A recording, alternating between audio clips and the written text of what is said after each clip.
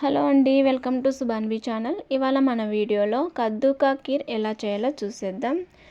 ఇందుకోసం నేను 1/2 కిలో ఉన్న సొరకాయని తీసుకొని కడిగి ఫిలప్ చేసేసాను. ఇలా మొత్తం సీడ్స్ ఉన్న పార్ట్ను కూడా తీసేసి కట్ చేసుకొని దీనిని మొత్తం తురుము పట్టేసుకోవాలి.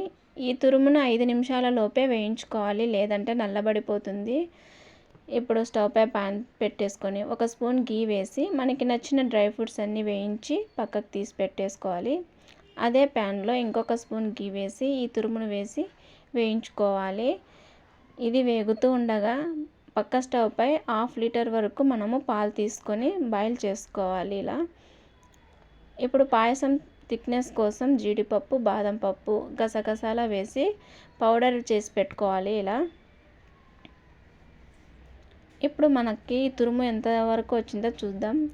ఇది ఇంకా సాఫ్ట్ అవ్వాలి. ఇందులో 2 స్పూన్లు నెయ్యి అయినా వేయచ్చు, లేదంటే కొంచెం వాటర్ వేసి సాఫ్ట్గా మనము ఉడికించుకోవచ్చు.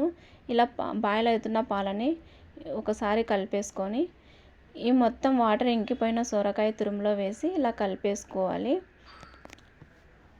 ఇప్పుడు నేను ఇందులో షుగర్ వేయకుండా బెల్లం వేస్తున్నాను. అందుకోసం నేను కొంచెం బెల్లంని వాటర్ వేసి కరిగించుకుంటున్నాను.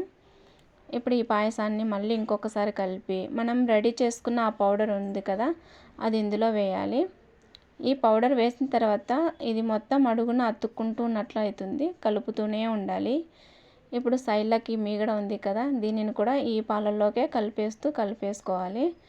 ఇప్పుడు ఇందులో ఇలాచీ పౌడర్ వేసి స్టవ్ ఆఫ్ చేసుకుంటే అంతే. ఇది పాకం రావాల్సిన అవసరం లేదు.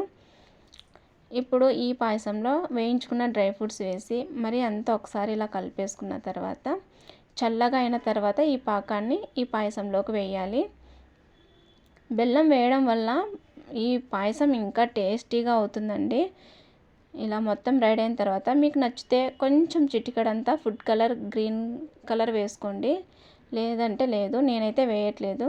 కానీ ఈ పాయసం మాత్రం బెల్లంతో చేయడం వల్ల చాలా టేస్టీగా ఉందండి. అసలు సూపర్గా ఉంటుంది.